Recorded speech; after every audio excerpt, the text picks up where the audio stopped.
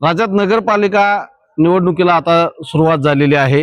कार्यक्रम जाहीर झाल्यानंतर अनेक ठिकाणच्या राजकीय घडामोडी होताना पाहायला मिळत आहेत।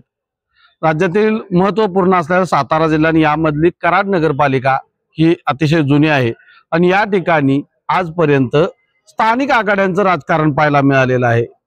या स्थानिक आघाड्यांचं राजकारण पहिल्यांदाच या निवडणुकीमध्ये काहीच मागे पडताना पाहायला मिळत आहे। तर राष्ट्रीय पक्ष या ठिकाणी आता आपलं राजकारण करतील अशी परिस्थिती आहे। यामध्ये प्रामुख्याने पाहायला गेलं तर राज्यात महायुती आणि महाविकास आघाडी आहे, परंतु सातारा जिल्ह्यातील कराड नगरपालिका येथूनच महायुतीमध्ये कुठेतरी मिठाचा खडा पडलेला पाहायला मिळतोय।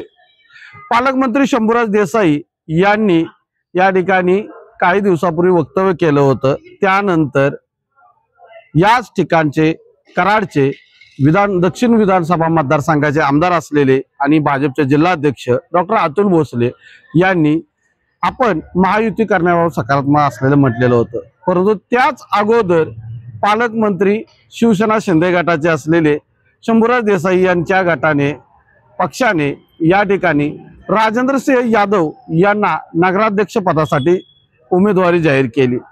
त्यातच सार्वजनिक बांधकाम मंत्री असलेले शिवेंद्रराजे भोसले यांनी सातारा जिल्ह्यामध्ये महायुती एकत्रित लढणार की नाही हे पाटण विधानसभा मतदारसंघ म्हणजेच पालकमंत्री शंभूराज देसाई यांचा जो मतदारसंघ आहे येथील गणितावर अवलंबून असल्याचं म्हटलं आहे आणि इथे पारंपरिक असं पाटणकर देसाई म्हणजेच शंभूराज देसाई यांच्या विरोधात भाजपचे जे सध्या काही दिवसापूर्वी पक्षप्रवेश केलेले माजी बांधकाम मंत्री यांचे चिरंजीव सत्यजित पाटणकर यांच्यावरती या दोन गटावरती अवलंबून राहील असं म्हटलं होतं।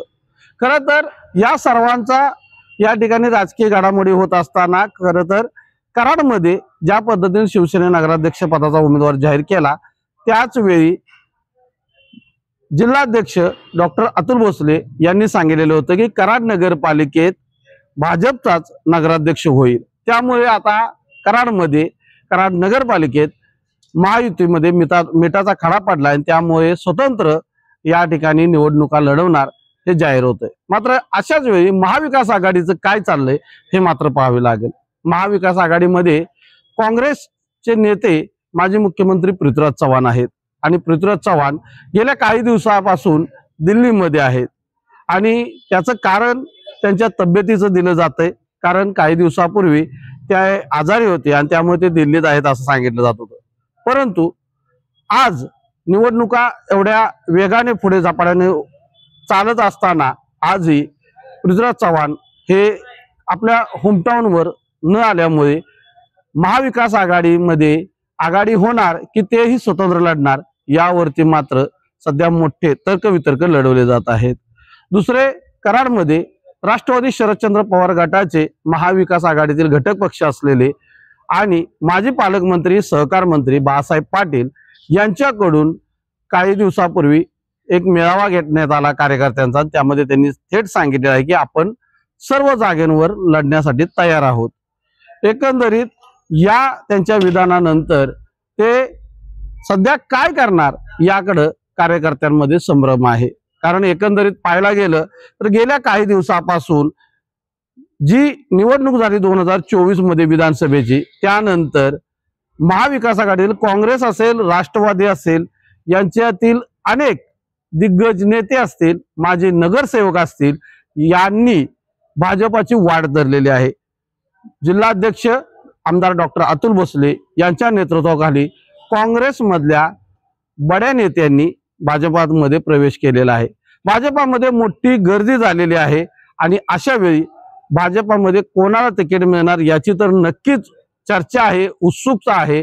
जुन्यांना संधी मिळणार की नव्याने आलेल्यांना संधी मिळणार हा प्रश्न कराड नगरपालिकेच्या निमित्तानं उभा राहिलेलाच आहे। मात्र महाविकास आघाडी एकत्रित लढणार की शरदचंद्र पवार गट आणि काँग्रेस हे स्वतंत्र लढणार हे अद्यापही ठरलेलं नाही।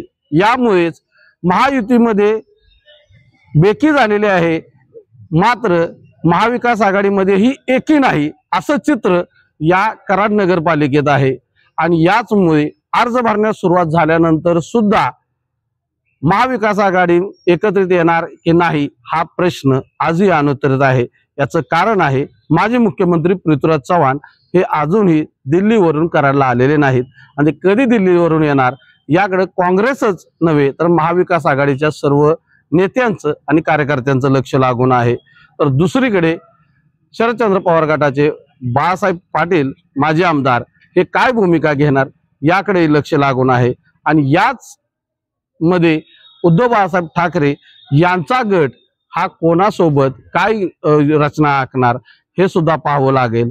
अशा वेळी महाविकास आघाडीत आता तरी आलबेल आहे की नाही ह्या पडद्यामागच्या हालचाली या कधी उलगडणार असा प्रश्न कराडकरांसह इच्छुकांमध्ये निर्माण झालेला आहे। न्यूज 18 लोकमतसाठी विशाल पाटील, कराड, सातारा।